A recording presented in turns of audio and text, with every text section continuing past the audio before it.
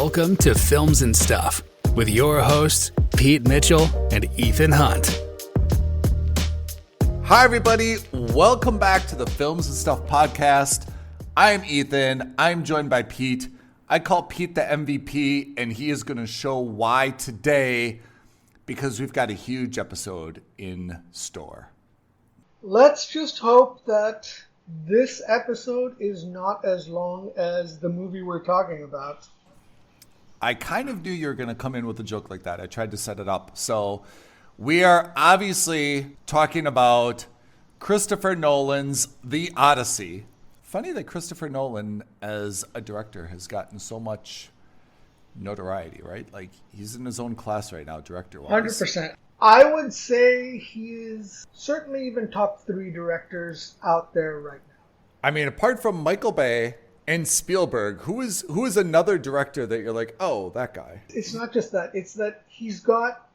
Look, every director's got a style, but I think Christopher Nolan's is not just a style because he's got a great level of quality to his work as well.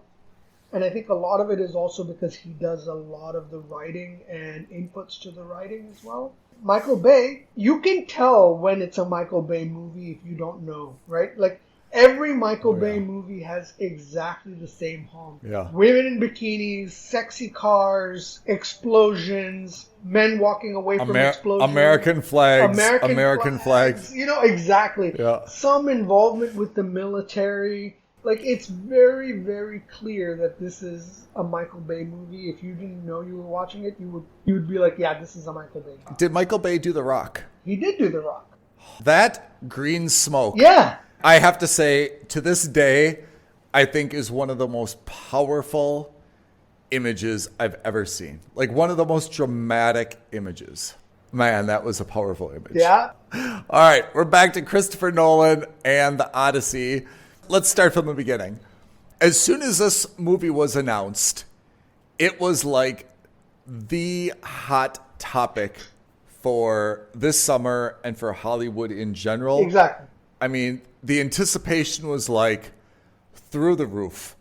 As with anything in kind of Hollywood, and especially blockbusters, it's almost inevitable that people are going to pick it apart a little bit in terms of the casting, or this person gave an interview and said this, or there's this, right? So there's a little bit of drama surrounding this movie, but given the Hollywood standards for drama, it was like pretty meh. You know, like, oh, this person was cast or this person was cast. Having watched the movie, I think it amounted to a big, not even a nothing burger. It was a nothing. Yeah, absolutely. Right? And I think that, you know, like, the trailer became one of the most disliked trailers on YouTube. It was all... you know what it is? It's that bottom 0.01% are usually the loudest people on the internet. I also have a 49% belief that some of this is manufactured by the studio just to kind of build a little bit of drama around it. Yeah, it's a great way of getting word of mouth, right? Yeah. You're British and I'm an American. So that by definition means that you are much better read literature-wise, right? I don't know if that's true, but like, right, I'll take it. It is absolutely true. You know The Odyssey. You've read Homer, right? I have, yes. There you go. I messaged 2 of my high school buddies, and they didn't even know it was a book. Oh, no. So to them, I was the British lit major. They're like, you knew it was a book? I'm like, I never even like read the book. I've never even seen the book. I just know it's a book. Right. Like, calm down. I'm not a British educated English literature or classics major. I just know it is a book. And to them, that was like, well, look at you knowing it's a book. Look at Einstein over here. But you actually read the book. I did. So let me caveat this. I don't remember which version I read. As most people may hold on. may not know. That is the most Pete-ish comment.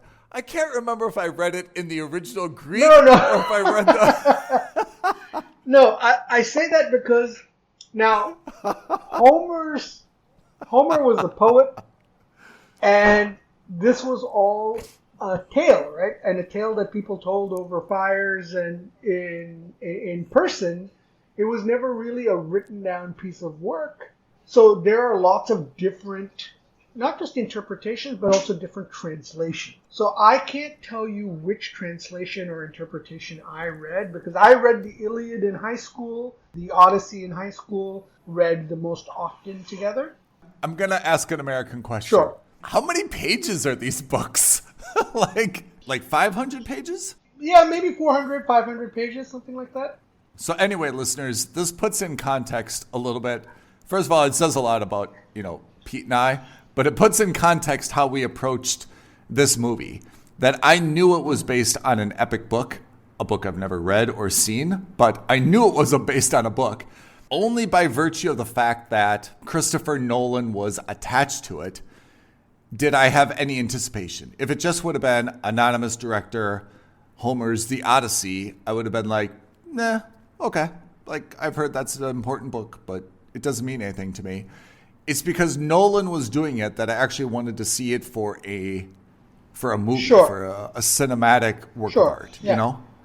So I think we agree that not just between you and I, but like maybe even globally, it's not an exaggeration to say that this was probably the most highly anticipated movie of the summer, right? Outside of the deluge of kids movies and, superhero movies, critically, I think this is the movie that everyone was looking forward to this. And kind of the assumption was, much like Oppenheimer, it's going to take a lot of awards. I imagine this is going to be a serious awards contender, having watched. What did you think of it? Being consistent with the book or being true to the book? And as a Nolan work of entertainment, what did you think? So what I thought was interesting was this movie is mostly told in flashbacks. Matt Damon as Odysseus. This is based on the Odyssey, which is a sequel to the Iliad. The Iliad is basically about Helen of Troy running away. Agamemnon then rallies all of Greece together, and they launch the proverbial 10,000 ships or 1,000 ships or whatever the number was, I can't remember, to Troy to siege it. Now, Troy was famous because it was like a fortress, and no one was ever able to breach the walls of Troy. Odysseus, who is the king of Ithaca, was also considered the smartest general, came up with a plan. Let's all pretend after 10 years of fighting, we give up. You can keep Helen. We're done. We're not interested in bringing her back. As an appeasement and as a sign of peace, we will leave you this Trojan horse as a gift. Trojans takes the horse into the town, only then to find out that the horse is hollow and a bunch of Greeks were hiding inside it.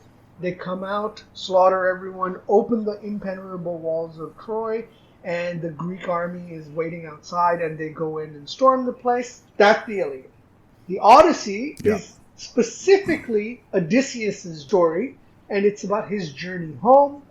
In the version I read, before leaving, he didn't give an offering to the gods, which upset the Greek gods. He then faces a long journey home. What should have taken less than a year takes him 10 or 15 years to do.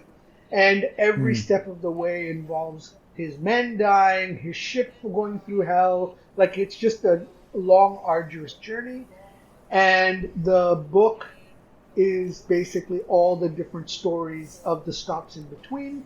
This version of the movie depicts all of them. In fact, it depicts one that wasn't in the version I read, which was, that he stops in the island with the giants, where you have these men that are like 12 feet tall in armor. I don't remember that from the books, but everything else is relatively faithful. What I liked about this version, they give a lot more granularity to the suitors and to Penelope's strife. And to Telemachus, right? In that regard, I think a better translation. My translation that I read was maybe more of like an action movie. It was maybe the more Michael Bay version of the Iliad and the Odyssey. But this version, I think, was definitely what I think Christopher Nolan would have read and been like, yeah, this is the one. So were you happy with it overall? I was. I thought it was very, very faithful. If you remember a couple weeks ago, I said, look, I'm very worried as to what they're going to do about these mythical elements. Are they going to keep them fantastical, or are they going to kind of humanize them and just be like the Cyclops be a one-eyed man kind of thing? Yeah. But in that case, they didn't. They did, they kept all the mythological aspects to the story, and I liked it. The only thing I didn't like was, man, it just felt too long. Like, it felt longer than the 3 hours that it was. Yeah. I mean, we have seen our fair share of 3-hour movies. I would compliment this movie by saying I didn't ever feel bored during the movie. Avatar specifically, I was like, man, this fight scene is just going on so long for no added value. I remember that one movie about something from the Sunflower Moon. Remember that one? Killers of the Flower Moon. Yeah, whatever. That movie could have been 45 minutes and I would have complained it was too long. This movie didn't really strike me as losing my attention, but I definitely felt like it was a series of stitched together scenes. Yeah. Like, now that I know a little bit more about the book, and I think that's one of the things that struck me was I didn't really feel like a rhythm. I felt like it was always keeping my attention, but just when I would kind of get into like one of the chapters of the stories, then we'd switch it up again. And I never really felt like this rhythm of this is the climax, or this is the third act, or this is the thing. It was just kind of like short story, short story, short story, short story, short story, short story. Like, okay, well, when does he get home? I know he's coming home. When does he get home? That's kind of what I felt. I just didn't feel like a flow to the movie. I felt like I was watching 10 different short stories, all kind of with the main characters. Yeah, absolutely. And I think that's why it's so widely used as a book in high school, is because it becomes a natural place to just read, one act or one book or whatever of the whole story. And I think that also had to do with the fact that we catch up with Odysseus in the beginning of the movie at his last stop before he gets home. Yeah. Everything is told in flashbacks except for the last act of the movie, where he finally gets to Ithaca and he works with his son, does whatever he needs to do to take back the throne. I don't know if that's my preferred way of watching this movie versus had we seen it as a proper story from the beginning to the end versus a flashback. Why do you think he chose this as his next project? What do you think was the appeal from an entertainment perspective that he wanted to make this movie? Before Oppenheimer, we know all the other kind of like sci-fi stuff that he's done, and he loves to tell like a story and put his stamp on it. Oppenheimer, for me, was a little bit different for him because it was like, hey, this is a story that is like, there's a lot more to it that people don't know. I want to express how dynamic and important and transformational this was. Like, he wanted to make, that's what cinema is, right? It's taking something and it's making it dramatic, or it's showing the audience how dramatic this was. And I can understand that as a challenge as a director, saying this is an event that's maybe a little bit like lost or obscured to history. I want to reframe how groundbreaking this was at the time, how transformational this was to the world at the time. I can understand the appeal as a director to make that as a motion picture. What was the appeal of the Odyssey? It's a famous work. I mean, everyone's read the book apparently, and like it's well known. But like, what was it? One of the things that you mentioned that we shouldn't gloss over is that for me, Christopher Nolan is one of those guys that comes up with stories that are in the fantasy / sci-fi world. They're like Tenet and Memento, Interstellar, and to a lesser extent, Interstellar. All of these Inception, shows, all Prestige, of these movies, which are there's a little bit of a fantastical element to them, or a great twist, or something like that. Oppenheimer was a proper biopic. So for me, Oppenheimer will stand out as the outlier in his filmography, because it was least thematically Christopher Nolan movie you could think of. This movie, A, it's an epic. The story is an epic. B, it also gives him an opportunity to go back to his, I don't want to say roots. Look, I don't want to peg him as a guy who's only done like sci-fi and fictional movies, but it's a way of him doing a great character drama, right? It's about this journey that Odysseus goes through. And it's not just a journey, but it's also mythological, right? There are monsters in here. There are, there's elements of horror in here. There's elements of body horror in here. There's elements of like, how is that even possible in here? With Scylla and Charybdis, and with Athena being in there, with all these gods in there. What was interesting to me was, other than Athena, we don't see any of the other gods. But I think would have been interesting if we saw some of the other gods. Having watched the whole movie, I felt it was exactly what I expected cinematography and sound-wise. The cinematography, probably, apart from Dunkirk, he never really got the opportunity to stretch his legs with like these wide panoramic natural views like coastline and beach and forest. So I felt like he really wanted to kind of stretch his legs on that. Everything else that I think he's done has been like tighter angles or office spaces or laboratory or spaceship or something. Like I felt since Dunkirk, this was the first one that allowed him to do that. And I felt that was an appeal for him. I thought the sound, it's what I expected, but what I expected was fantastic. I have to say, I thought the sound was, this was really, really unbelievable. Good. But in terms of the story and like the characters and the dialogue, if this would have been any other director, would you be like, amazing, Oscar worthy, fantastic story, dialogue was bonkers, like, I think you hit the nail on the head. It's that, given that the Iliad and the Odyssey were two of my favorite books, I walked out feeling decidedly meh about them. I theoretically am the easiest target for Christopher Nolan's demographic for this movie. Fan of Christopher Nolan? Check.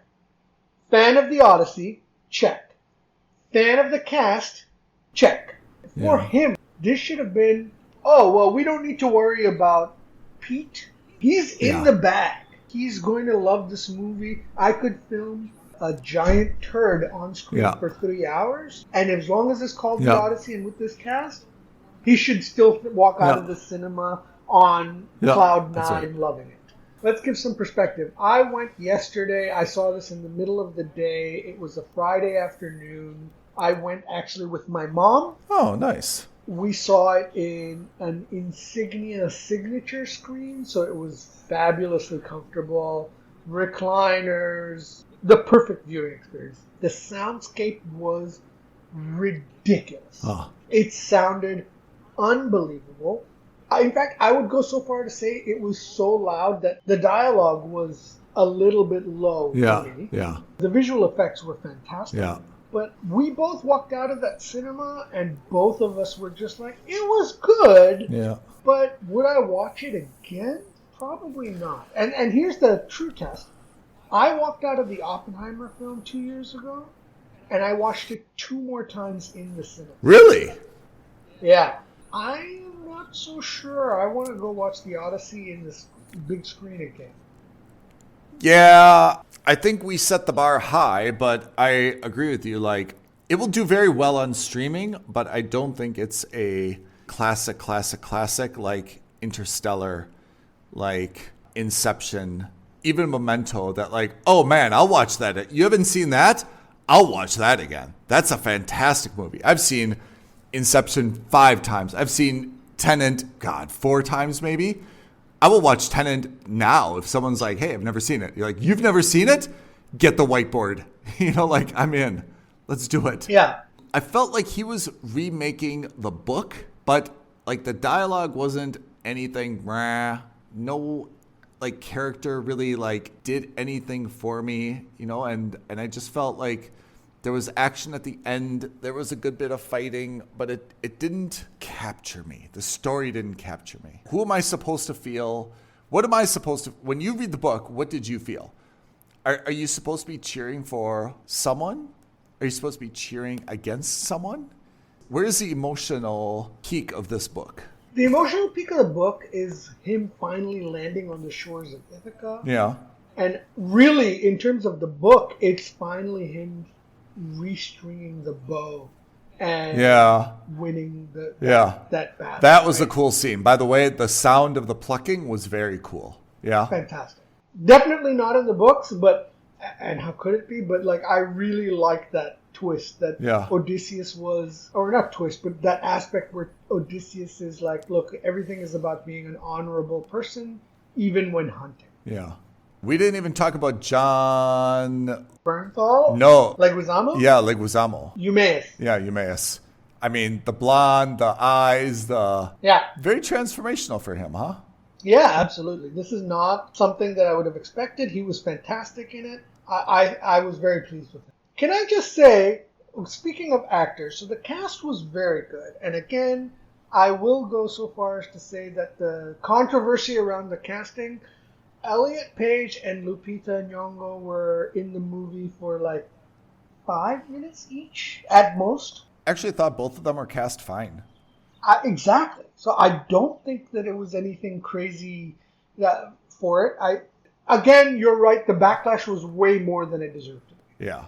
I think the bigger hot take would be Tom Holland and Matt Damon. Look, if there's one thing I can say right now... Yeah. This movie has convinced me that Tom Holland cannot be the next James Bond. He cannot be. And by the way, Tom Holland, I feel like, is one of the most likable, relatable, decent. Love him. Yeah? Love him. But in this movie particular... It really highlighted how far he is away from the James Bond charisma. Light spoiler alert. The last sequence, he has to fight a cowherd. A cowherd! Right?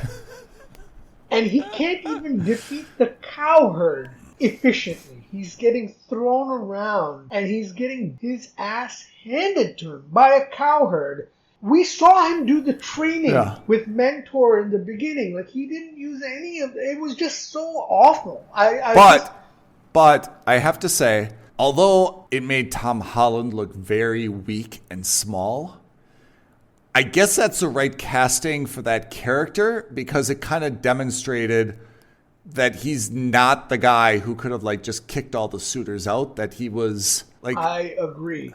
I 100% agree. And the fact that, you know, Odysseus abdicates... Like you couldn't have like Tom Hardy there. Because Tom Hardy would have like just beat everyone's ass, right? Right. It had to be Tom Holland. But he was much more the high school Spider-Man, like, oh, thanks, Mr. Stark. You know, kind of like... Yeah. It's look, again, this is not a criticism of Tom Holland as an actor. He's fantastic. But this movie reaffirmed to me that he can't... I will not buy him as a James Bond. I agree. Holland is great. It's not a personal attack. He had the one movie with Mark Wahlberg. Like, again, he was kind of like the little kid's brother, and like that's his role. He's strong and he's buff, and he's like not taking it away from him, but he cannot be Bond under no circumstances. Yeah. Damon, I thought was good. He got into shape for it. Someone else could have played that role. I don't think like he. Yeah, I don't think it was made for Damon. Yeah, but he filled it very well. Yeah. I thought he was absolutely fine. Anne Hathaway, solid as always. Like I thought everything else was good. You know, Nolan is good like that. He gets everyone to join in and, you know, accept their roles, whether they're large or small. Zendaya, I think, was in it because Holland was in it for name recognition only. Like anyone could have kind of played that role. Yeah, I mean, having not read the book and having really come into it, I didn't know there's a Cyclops. I didn't know there was any of that stuff. Yeah. You know, like everything to me was like, like that old joke about like, I saw Pearl Harbor and I was as surprised as anyone. You know, like, but like, I have to say, like everything was new to me, but I thought it was very entertaining. But as a story, I felt it was just kind of like stitched together. And I'll be interested to see what is his next project, because he cannot get any bigger now.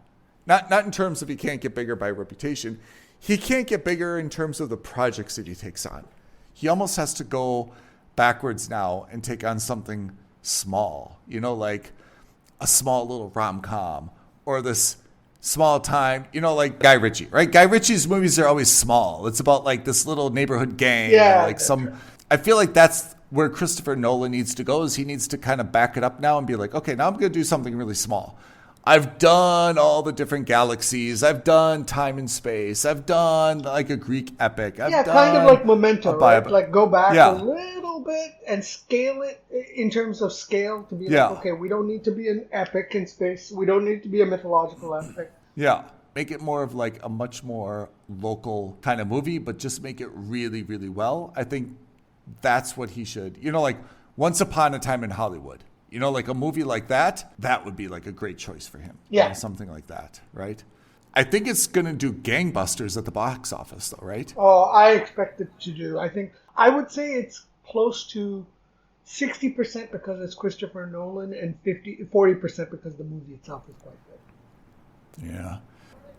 Pete, before we sign out, read off our YouTube and social media creds. Alrighty, like this video, leave a comment below, subscribe to our channel, and do not forget to hit the notification bell so that you know when the next episode of the Films and Stuff podcast drops for you.